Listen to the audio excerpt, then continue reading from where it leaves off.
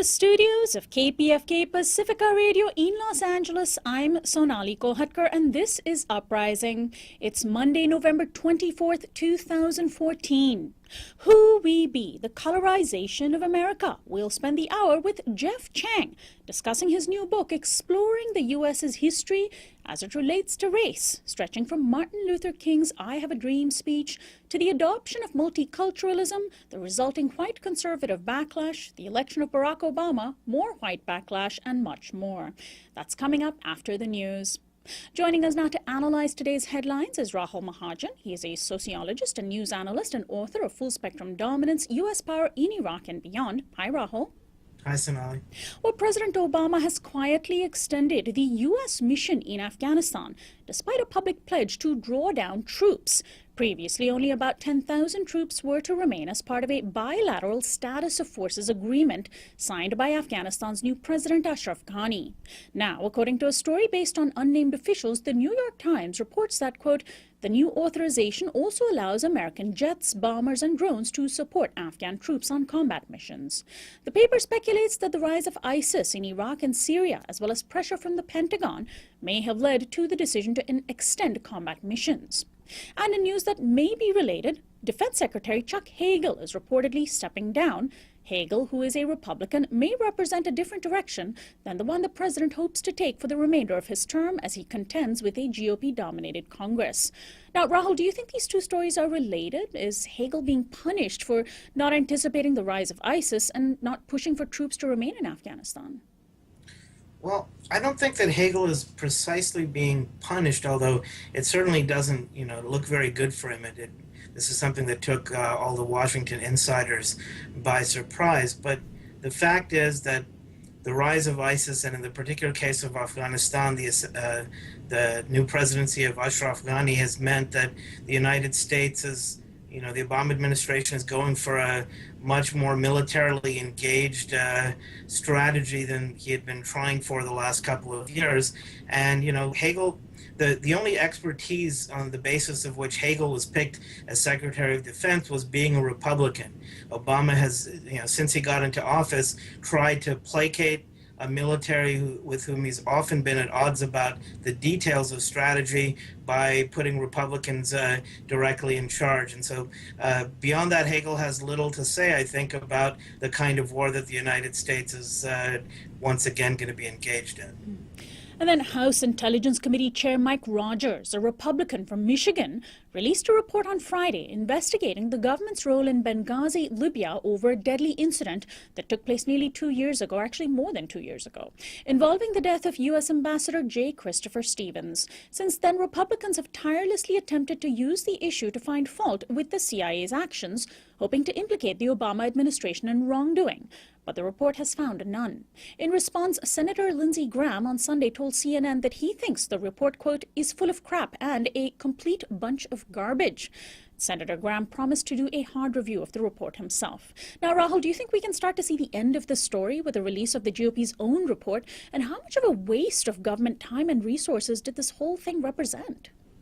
Well, it's phenomenal. I mean, more effort has been spent on investigating the Benghazi attacks than was spent on 9/11. And of course, had the Republicans had their way then, virtually no effort would have been spent on investigating the 9/11 attacks. There was absolutely no there right from the beginning. I mean, it's very difficult to in a world that United States has essentially set on fire as a matter of open policy, it's very difficult to predict every single little flame that will break out. So the fact that the Benghazi attacks happened is hardly represents some kind of systemic intelligence failure.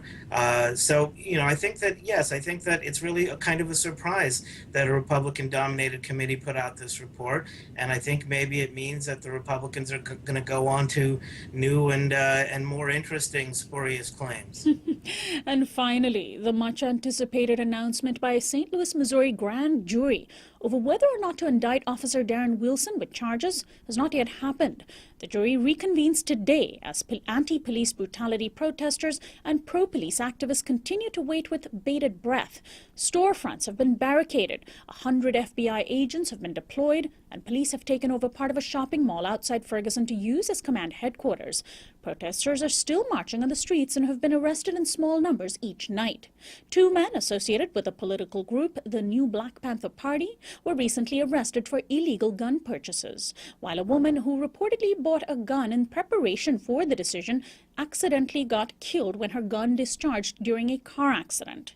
Now, Rahul, one would imagine we were all awaiting the conviction or acquittal of an officer actually charged with a crime, but we're only waiting to find out if he will be charged. What do you make of all this anticipation? Well, aside from the fact that it is an extremely bad idea to play around with a loaded gun in a car, I have to say that I think that all of this indicates that this issue of police brutality, of unjustified police killings, is at its sort of highest peak since Rodney King, and in more than 20 years now. And all of this, the anticipation that's going on, is not so much over the direct importance of the hearing being awaited, but the fact that this issue has been brought very clearly to national attention. Now, every time something like this happens, like the 12-year-old boy who was shot in Cleveland and killed while brandishing a BB gun, every single one of these things is adding to the fervor around the country, and particularly in Ferguson. Well, Rahul, I want to thank you very much for joining us today. We'll talk to you again next week. See you then. Rahul Mahajan is our daily Newsflash guest expert. He's a sociologist and news analyst and author of Full Spectrum Dominance, U.S. Power in Iraq and Beyond. This is Uprising, and by the way, you can now watch our program on Free Speech TV every day at 3 p.m. Pacific Time and 6 p.m. Eastern. You can catch us on Free Speech TV, which airs on Dish Network, Channel 9415, and DirecTV, Channel 348. Also at freespeech.org, streaming live at 3 p.m. Pacific, 6 p.m. Eastern. And if you can't get any of that, go to our YouTube channel, where we'd love for you to subscribe at youtube.com/uprising with Sonali. We'll be right back.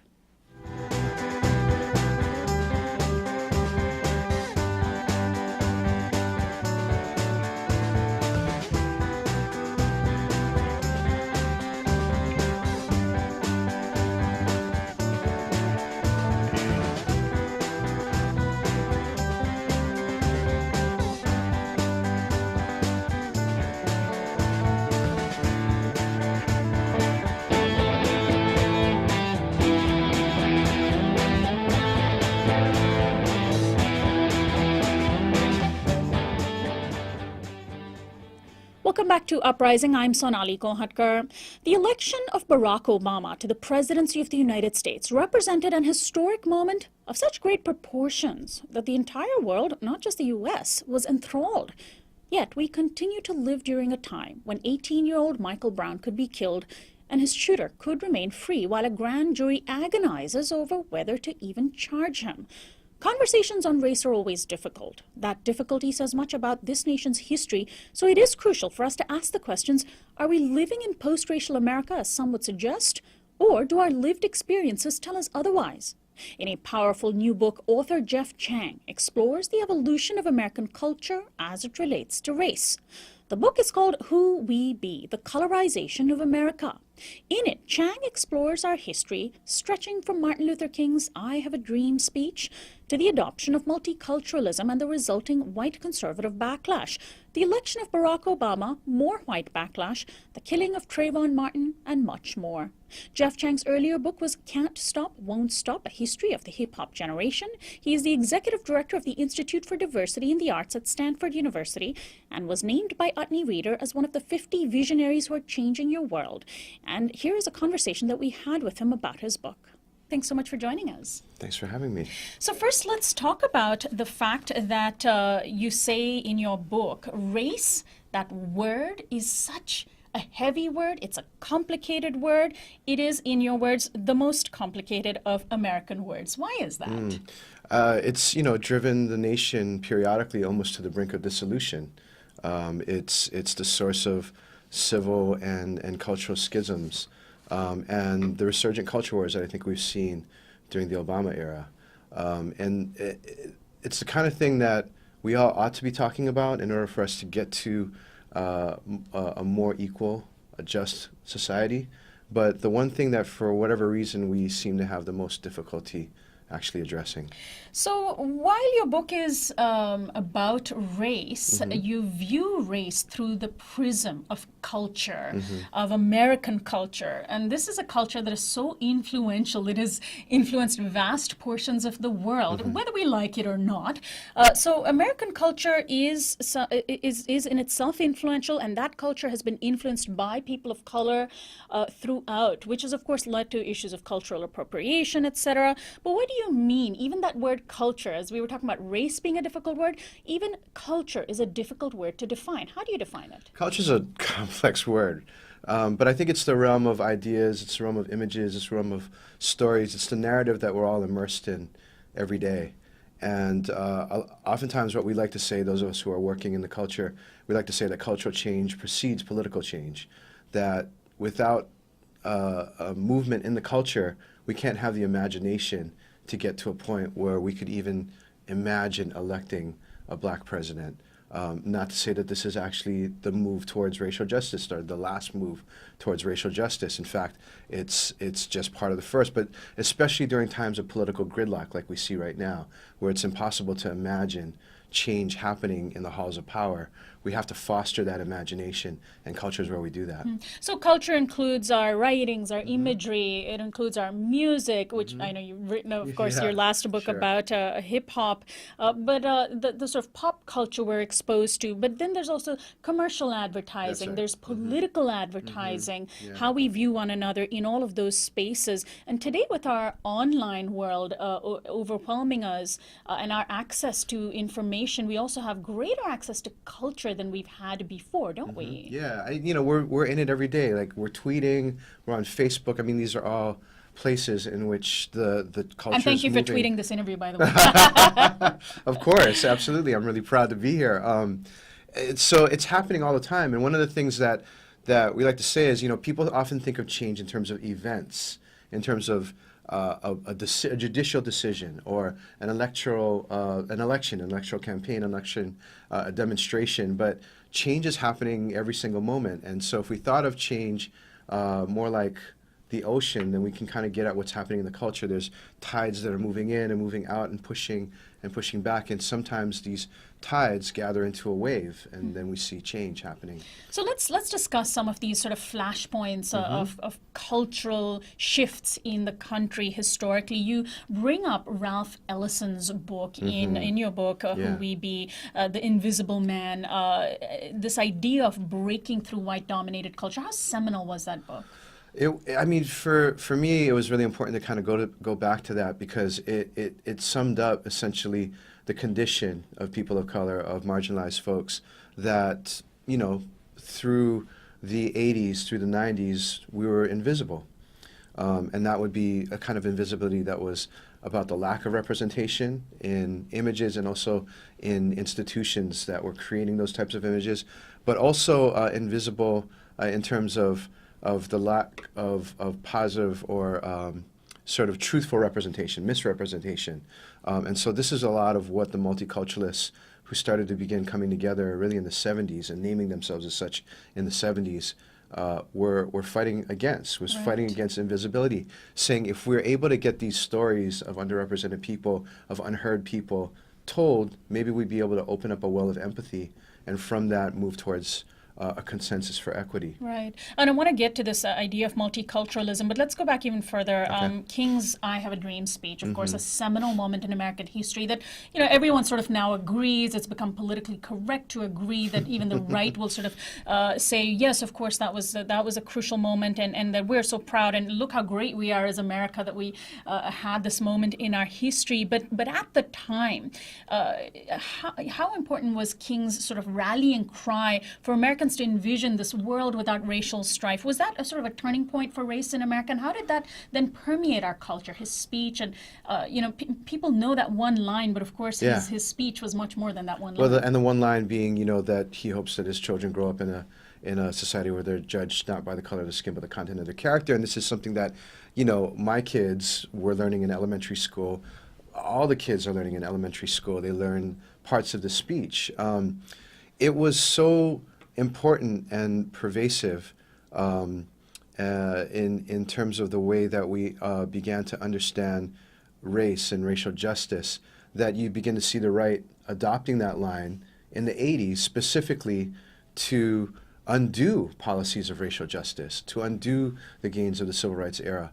And this is sort of a larger point, I think, about culture and the way that it works, is that as progressives, we always have to instill, incept new ideas about how to see the world, about what the world can be. Conservatives then have to argue for keeping everything the same, but they have to do it in the language that we've changed. And so Martin Luther King Jr. changed the language in that way. What I like to refer to as well is the Beyond Vietnam speech, right? The opposite of the March on Washington speech, the speech that all of us as progressives know about, but that doesn't get talked about a lot because it was against the war. And it identified the U.S. government as a criminal government for conducting the war. And said we have to fight racism and militarism and economic injustice, and that these three things are intimately related to each other. But he also said in that we have to have a radical revolution of values, right? We have to look at ways of instilling new values into the culture. And I think that, you know, the book looks back at the last 50 years, but really it's also looking forward, I think, in some ways to 2042, when we're all supposed to be minorities, right? Right, the minority. The majority thing, right? Yeah. Which is like, whatever. But the main question, I think, that comes up, and I talk to my students about this, is that if we're all going to be minorities, then how do we form a new majority? And this is where I think culture is crucial, to be able to instill these new values for a culture that pushes towards racial justice and social justice. So let's talk about this concept of multiculturalism, Okay. as you say that it kind of started out in the 1970s, and the idea, and today maybe the word diversity is part of that pantheon and that concept, but how did that become a tool Pantheon of meaningless words. Yeah, and words that are stripped of any weight that they might have. So how did multiculturalism become a tool to address race in the United States? And I want to ask you this question in the context of one of the most recent attacks on that concept by the right happened when we had these attacks in the Canadian Parliament, and the right in Canada put all the blame for this as multiculturalism, because we are, we keep putting all cultures on the same level. Islamic radicals are using or taking advantage of our benevolence to attack us. But let's trace it all the way back to the 70s. Okay, so let's go back to this, and it's interesting because the early 70s, 1973, I think, is when Canada established a ministry of multiculturalism. They made an official kind of policy. But, at the same time, what's happening is in cities like Los Angeles and New York, Chicago, but particularly the Bay Area, what you see is out of the third world strikes and out of the rise of feminism, and particularly the feminists of color sort of response to second wave feminism, is a lot of cultural work being created. You see sort of a cultural renaissance happening out of the late 60s into the early 70s. And what happens is, especially in the Bay Area, is all of these different kinds of threads begin to come together. And Ishmael Reed starts saying, we're about the multicultural. America's always been about the multicultural. Now, this is a radical idea at the time, because you could, at that time, only imagine one way of being American. Right? It was like this unitary thing, and everybody assimilated to becoming sort of this WASP ideal. That was the way that underrepresented minorities were supposed to behave within American society. So that proposed the idea that America had always been multicultural, that we were a multiculture, was a radical idea. Now it's kind of toothless, right? Now it's completely different. But again, this is sort of this radical way of carving out space for people to be able to tell their stories. So within this this concept of multiculturalism has emerged now the changed the landscape, but only partially changed. That changed in 2008 in the most heavy way. The political and cultural earthquake caused by the election of President Barack Obama was quite amazing. I want to ask you about the sort of imagery that emerged from that time, which you talk about in your book. There was first the 2008 imagery of the Shepherd Ferry poster, President Obama colored in red, white, and blue with the word hope under him. Then in 2009, the backlash, a very different image, which I'll ask you to describe. Well, so you literally have this image of a black and white man. He's literally black and white. He's literally half black, half white, right? His heritage is black and white, His heritage is black, and he's colorized into this image of hope, right? And immediately people begin to sort of project onto this image of hope and change all of their images of hope and change. So the street art that comes out during this period, which is completely sort of sanctioned by the Democratic Central Committee or anybody else in the party, let alone the Obama campaign. Everybody's like, what's that? I'm not that, okay, that's cool, but we're not, that's not us. They start spilling past all of these boundaries of the official party platform, of the official sort of candidate sort of agenda, and into images of environmental justice and immigrant rights and change, people living together in new kinds of ways. And so there's this explosion of street art that I think in some ways for us was like, wow, this is actually something that's happening. It was an image uprising, if you will, right? And immediately what you see is the conservative right looking for images to kind of combat that. And so they take a poster that has been done by, or an image that has been done by an LA Palestinian American who's just been toying with Photoshop and kind of puts together Obama and Heath Ledger's Joker. And so what happens is they put the word socialism underneath that. And in the same way that people were posting Obama Hope posters all across Los Angeles and then across the country, via social media, now you have these posters appearing in Los Angeles and then all across the country of the Obama Joker. And this is Obama now, not as a symbol of hope and change, as an activating image, right? But as an image of everything that we should be fearing, all things other. It's a grisly image. It's a grisly image, yeah. You know, the makeup that they Photoshop onto Obama's face, I mean, it's ghoulish, it's devilish. And of course, the implication with the word socialism underneath, which of course, as progressives, we know he's anything but that. Right, yes. We wish. Yeah. Right. And so that, in a way, sort of culturally represented the backlash in about 2009 when he started his tenure, and almost has continued unabated since. Absolutely.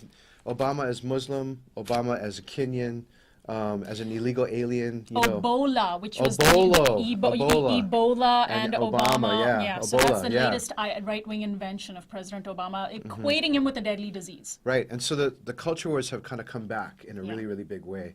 And so when I first kind of was writing this book, I was like, oh, it's a victory lap. I had drunk the Kool-Aid. Okay, I'll admit that. Really? But yeah, and we're going to do a victory lap for multiculturalism. Yeah. And immediately this happens, and then it's sort of like, oh yeah, what was I thinking? And it becomes about the return of the culture wars and this split, right, in the ideas of America between the idea of a grand America that we're in danger of losing forever versus America that's emerging, that's hopeful, that could be transformative, right? And these are the same kinds of culture wars that I was going through as a student in the 80s and the 90s. They're the same kinds of tropes. They've just been sort of the image wars have been updated, and they're much more intense now because we live in an image world. So I want to ask you, as we've been discussing Obama, to tell us about a man, an artist, sort of contributor to the culture of the U.S. that you profiled in your book, whose art you profiled throughout your book, a man named Maury Turner, an African-American cartoonist who sort of broke the color line on the funny pages with his comic strip, We Pals. And you have a section in your book where you describe his reaction to the election of Obama as well. But let's talk about him and what his comic strip even represented. I think many young Americans have probably never even heard of him. Yeah, and I think it's sort of, for folks of a certain age, maybe from a certain part of the country, have very fond memories of this comic strip. But okay, so the point that I was trying to make here, and I'm trying to make in the book, is the central role that artists play in changing the way that we see race, see each other, see living together. So when you have the Civil Rights Act passing and the Voting Rights Act passing and the Immigration and Nationality Act passing in the mid-60s, these begin to tear down the infrastructures of legal segregation. But they can't obviously tell you how you're going to live together, right? And so the artists are the folks who enter there with their visions of what a post-segregated future can look like. And so We Pals, his comic strip, Maury Turner's comic strip, debuts in February of 1965. It's just a couple of weeks before Malcolm X gets assassinated. It's before the Voting Rights Act gets passed. It's before the Watts Uprising here in Los Angeles. But they're kids. We, as in W-E-E, little. Yes, little kids, small kids of all these different backgrounds. I remember being attracted to this comic strip as a kid because they had an Asian American kid in there, a Japanese American kid named George, and going, wow, there's a kid that looks like me, like, you know. And so it was and that's powerful, I should say. It's powerful for people of color to see themselves represented in pop culture. Right. So he was inspired by Peanuts. But, you know, instead of sort of jokes about Snoopy and the Red Baron, or, you know, Lucy and the football, you know, Lucy, Charlie Brown and the football, it's jokes about getting along, so cultural misrecognitions and that kind of stuff, and having them say things that if adults were saying it, there would be all kinds of fights. So there's this one comic, you know, strip that Maury did where it's like the kids are walking around, they're like black power, red power, yellow power, and the Jewish kid comes in and says bagel power, and they're like, bagel power?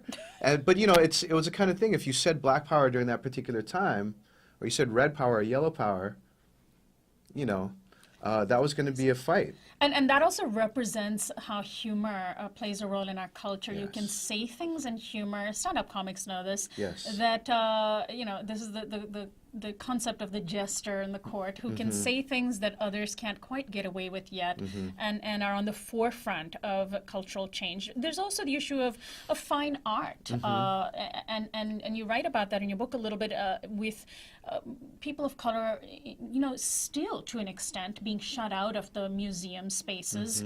But there were some important breakthroughs throughout our history, and as part of this culture war, where we see multiculturalism, if you will, manifest itself. How important was it for artists of color to break through?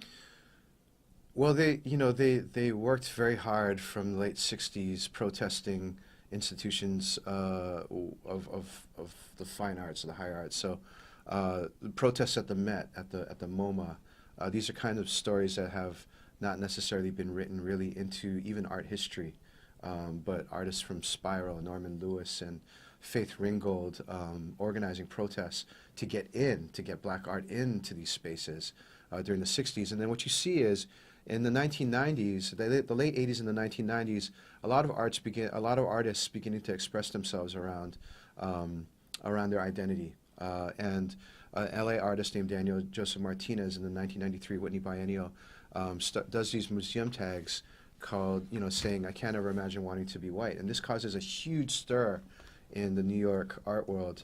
And what it does in some ways is it takes all of these debates about multiculturalism into that space. That 1993 Biennial is still probably the most diverse show that's ever been representative of American art in history.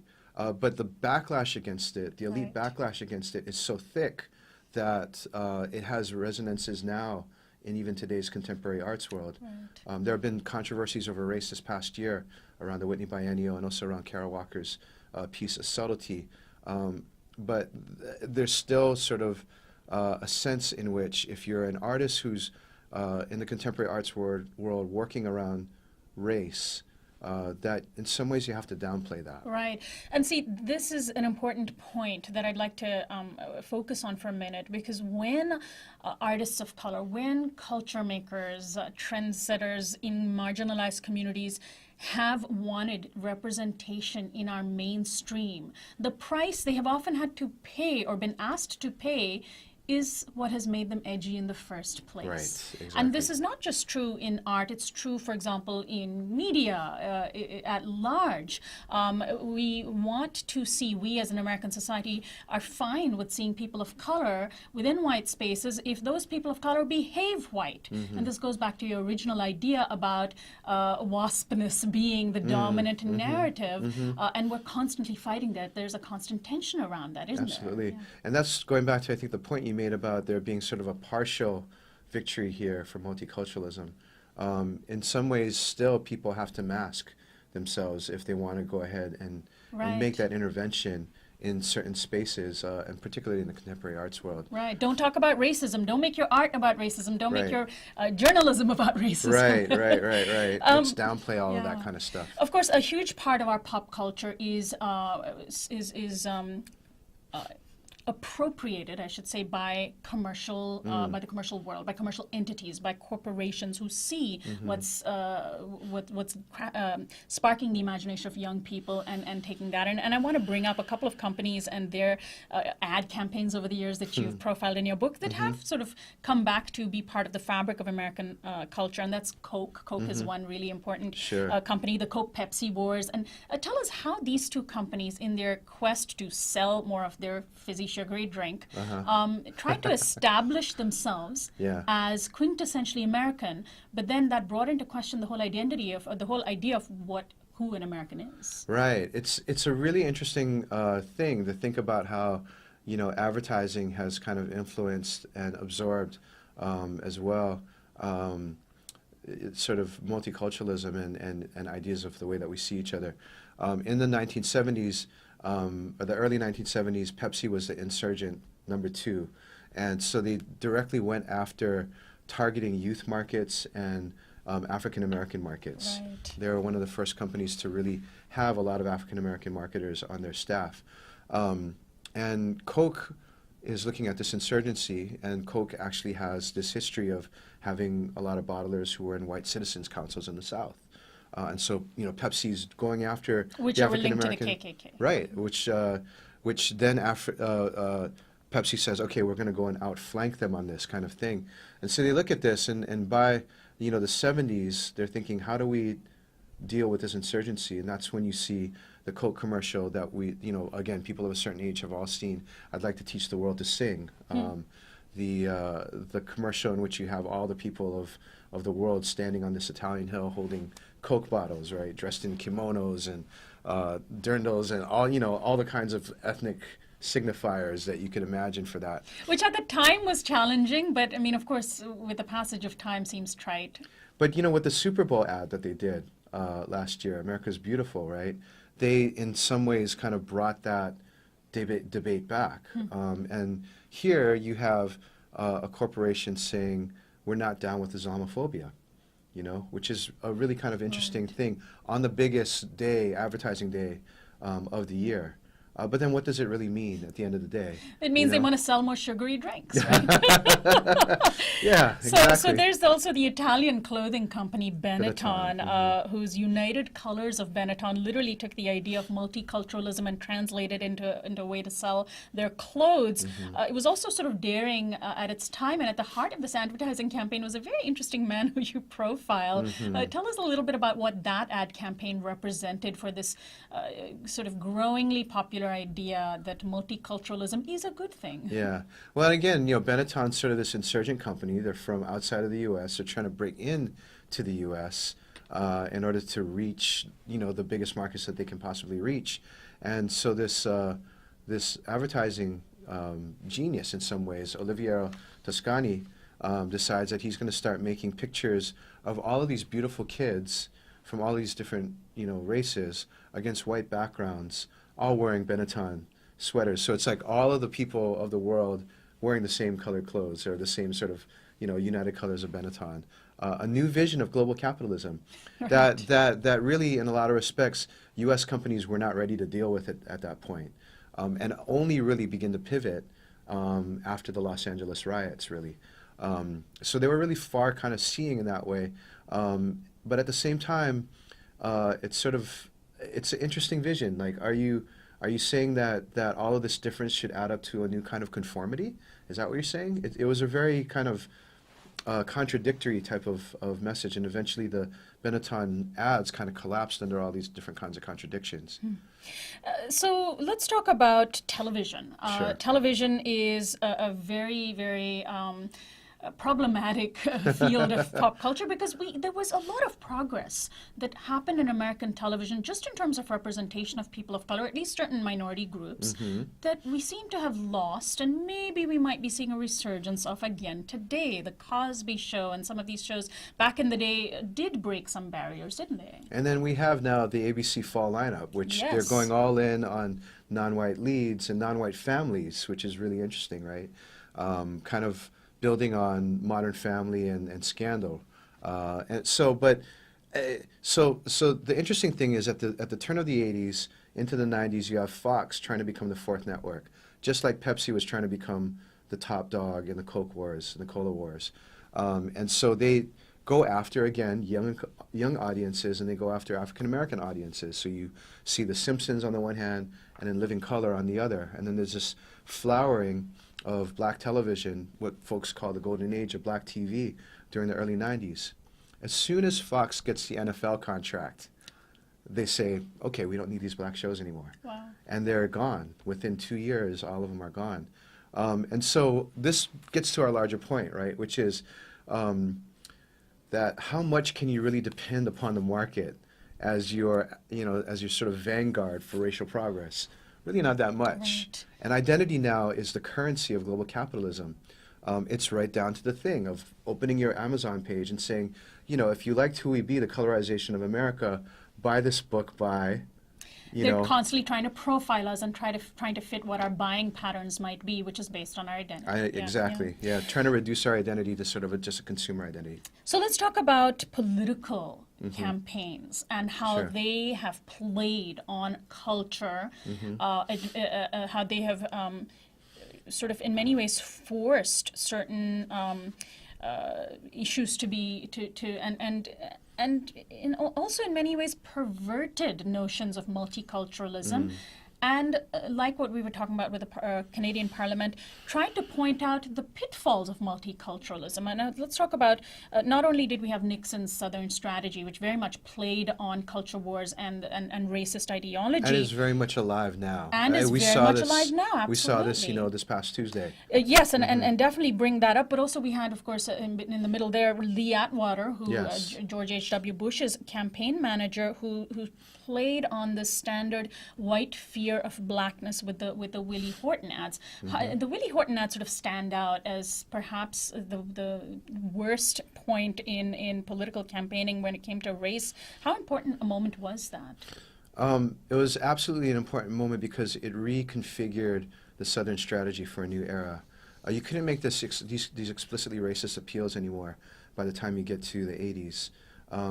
But what the Willie Horton ad did was to codify sort of racial appeals to whites in the South, and sort of conservative appeals in a way that didn't put the language of race up front. It was very explicit in that way.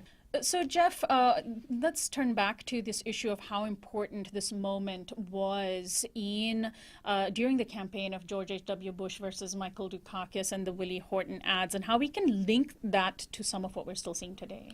Well, the Willie Horton ads were the pivot upon which the Southern strategy of racial division got renewed for a new generation. From the Nixon era. From the Nixon era into the Reagan-Bush era. And the idea was essentially to codify these what used to be explicitly racial appeals to white conservative voters, and to be able to use crime and welfare and all these different types of catchwords, drugs as a way to be able to, and violence, murder, as a way to be able to stoke fears of this changing demographic that was happening. Right. And so today, how much of the same thing are we seeing? Because in retrospect, once that election was over and once people started dissecting what had happened, they were really able to identify how those political campaigns were designed by Lee Atwater, a person who was admittedly someone who was a lover of black culture and music. He was a musician. He was an R&B musician. It's that, crazy, that we saw this as politically cynical manipulation, but only after the fact. But that sort of thing is still happening to an extent today. Absolutely, and it's something that the left has actually really been bad at dealing with, and the Democrats as a party have been really bad at dealing with. And so for many years, the idea was you go for those voters. Like you try to make a same appeal to these quote-unquote middle-of-the-road white voters who are susceptible also to these crazy racial appeals that are thinly coded. We had the welfare queen trope mm-hmm. as well, which was this, the idea of an African-American woman bedecked with jewels, driving Cadillacs and living off of the government, a completely fictionalized portrayal. And so the question becomes, why do all of these middle-class Americans, working-class Americans, begin to vote against their class interests? And it's because of the culture wars. It's because of the continual stoking of fears of a future that's conditioned by demographic change and cultural change. And how did President Obama, now coming back to Obama, since we sort of started our conversation with him a bit, how does he then sort of also represent the worst fears of these white American voters and constituents who see him as representing what people of color are taking away from whites? Right. There's a great quote by Cornell Belcher, who used to be a poster for Obama, and he says, Americans across the board, across all racial backgrounds, share a lot of values. But when you get to the discussion of equality, it suddenly becomes zero-sum. It becomes this thing of, if they get more equality, then I'm actually getting less equality. And that's, I think, a construction of the Southern strategy. That's a piece in which there's this sort of detachment of the discussion for racial justice from the idea that racial justice is really the engine that will help all of us to be able to live together in a much better society. And so that's remains the primary wedge, that by which the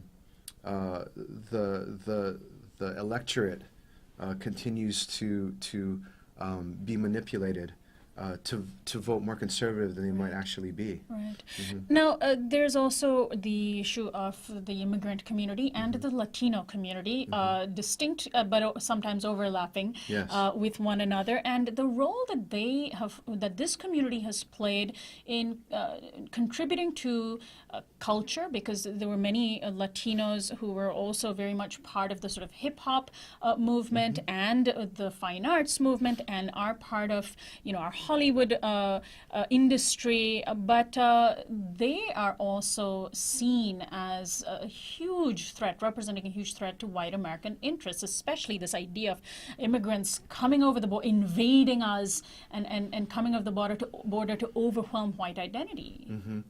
And I think that what you saw, this past year with the summer of the quote-unquote border crisis of undocumented children from Central America, quote-unquote suddenly showing up at the border, that was used in a lot of respects to be able to continue to stoke these fears. And so in the sort of small, and I really think it's small, right? The big question is politically how we form these majorities. The small subset of that question is, how do Democratic parties and Republican parties form these majorities, right? But this creates a really big issue for the Republicans, of course, because on the one hand, they have to figure out how to appeal to this changing America. But on the other hand, they have to also appeal to folks they've been stoking these fears for decades.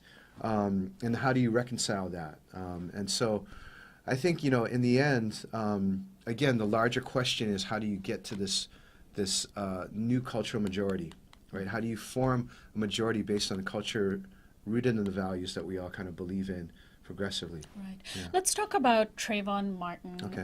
and what the moment of Martin's killing, the protests over his killing, the trial, the exoneration of George Zimmerman, what all of that that happened just within the last couple of years represented in the United States.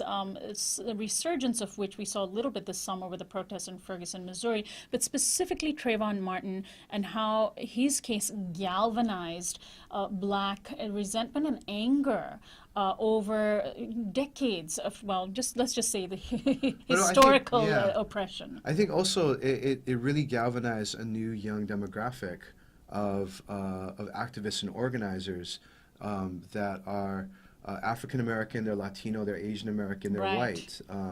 Groups they're like multicultural. They're multicultural, right? Uh-oh, be careful. But they're groups like the Dream Defenders who are trying to articulate sort of what a new society could actually look like. And this is a really important point you're making, bringing up the Dream Defenders, a group, these are undocumented students the Dreamers and the Dream Defenders. The Dreamers and the Dream Defenders, yeah. The Dream Defenders in Florida who wanted the Trayvon Martin Act passed, but also who found common cause with the Dreamers, exactly. these young undocumented students. And I love that they're using the image of dreaming, because in this era, right, where image and identity is so wrapped up in global capitalism, and all of our dreams have kind of been taken from us and resold back to us, right? They're saying we have to figure out new ways of dreaming together.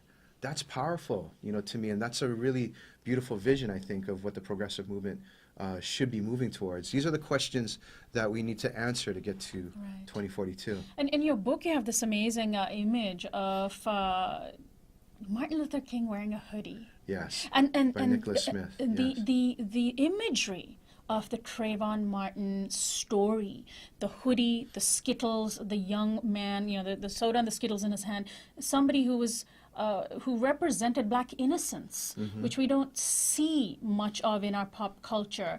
It was a member of, I believe, the House who also showed up and in protest wore a hoodie. How important and powerful was that? Incredibly powerful, and I think again, sort of this is the battle that we have to wage within the culture, is to move away from these images in which young people of color, in particular, have been, moving. There's been a move towards trying them as adults, to containing them as if they were adults, and to look at this young man in a different kind of way, to put Martin Luther King behind that hood, and to say even Martin Luther King could have been profiled as well. And here's your icon. This is the person that you guys have been quoting from in terms of arguing for quote-unquote equal opportunity, arguing against racial justice. What does that look like? What does the future look like if we actually begin to see these young people in a different kind of way? Again, these are the most important questions, I think, of the next 50 years. And to his credit, Barack Obama did a very important thing when the trial, when Trayvon Martin was killed, by saying that this young man could have been my son. And it's rare for someone in position of power, Democratic Party, to make that identification. Right, and then he's kind of harangued by the other side, saying he only looks out for his folks. So this goes back to the notion of, well, equality for them means lack of equality for me. Right. Which again is just the wrong construction. It's not what folks are looking for at all. It's looking for, and Barack Obama has actually talked a lot about this, empathy, which is what the multiculturalists were asking for in the 70s, which I think leads us towards a society that's based on inclusion and compassion and justice for all. Right.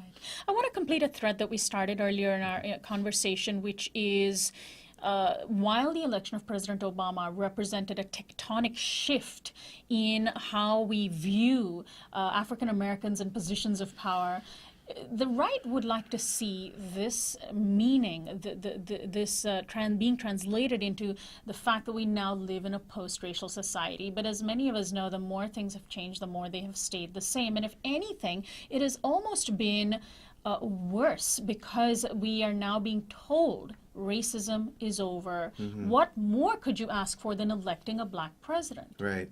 And I think it's not just the right, actually. Let's call out the left on this as well. Okay. Let's look at this recent survey that was done by MTV and David Binder, where they asked millennials about their views on race. Overwhelmingly, they said, we want to strive towards colorblindness as a way of understanding what our society should look like. And at the same time, we really have to be down for diversity and difference. Well, these were two opposing positions in the culture wars, right? And they still are incompatible in a lot of respects. But it leads to this final point, which is that the last question they asked them was, how comfortable do you feel having a conversation about race now? And not race, actually racial bias. So we're not even talking about racial inequality. How comfortable do you feel talking about racial bias amongst peers? Only 1 in 5 said they were. 80% of young folks said they didn't even know where to start with this conversation. So it gets reproduced in every generation, right? And it happens on the right and it happens on the left, this inability to be able to have the conversation about racial justice, about challenging inequality, about challenging inequity. And I think that that's our work. That's the work that we have to do, is to try to instill places where we can have those conversations, because, again, the markets aren't going to do it for us. The media's not going to be able to do it for us.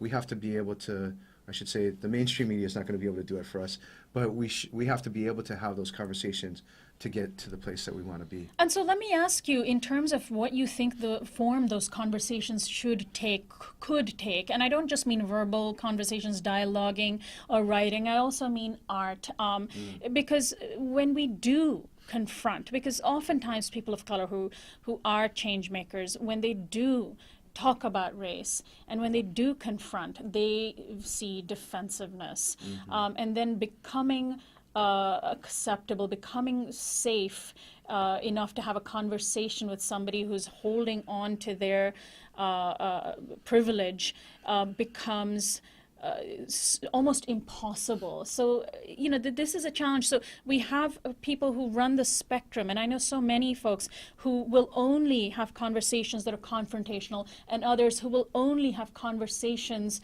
where they compromise their ideals because that's the only way they know how to be accepted. And how do we do both? And this is, people code switch as well, right? Yeah, from one to absolutely. the other. Yeah. I do it unconsciously and then catch myself. Yeah. It's a tough question. It's a big question, right? It's kind of the work But this of is right the heart now. of your book. This is the heart of the book, Yeah. and I also say that I'm more interested in the questions than I am in the answers, because we're in this really interesting transitional moment, right? On the one hand, we've got cultural desegregation, or at least the appearance as such, right? And on the other hand, we have all of these indices that are showing that we're moving back towards resegregation and these growing gaps in wealth and income and home ownership and education. And so we have to be able to bridge those kinds of things. And I think it takes discussions all along the spectrum. It's hard, but we have to do it. And we come back to that question that Ralph Ellison raised, this question of visibility, of saying, I'm here.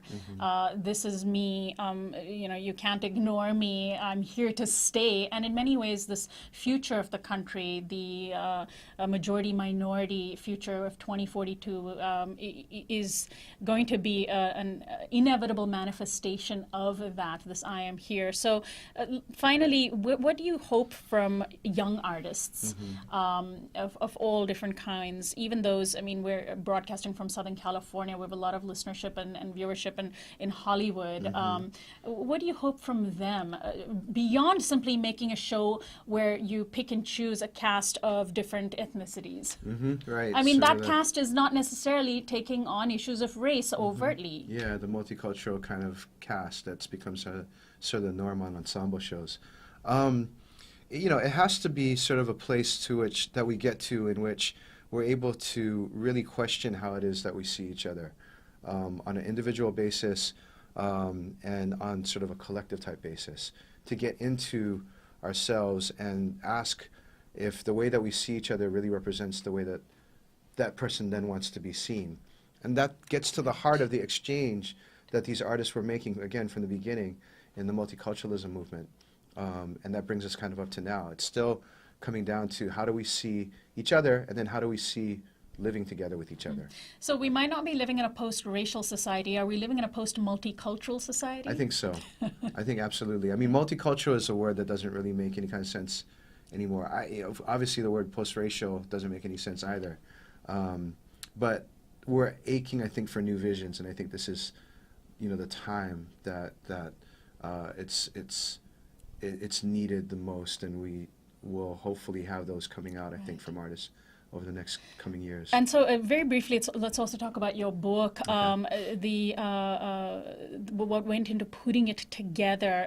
You alluded that you started working on this when Obama was first elected. Before that, yeah, before actually, that? yeah, it's been an 8-year Wow. road, yeah.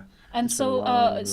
so you have narrative, you have analysis, you have a history, but you also have actual art in this book. So visually, what does it look like for our listeners? We wanted to illustrate what we were talking about. We couldn't write a book called The Colorization of America if we weren't going to have it be in color, and if we weren't going to be able to feature a lot of the art. So I've been really lucky. I've been able to speak to a lot of artists, speak to a lot of creators.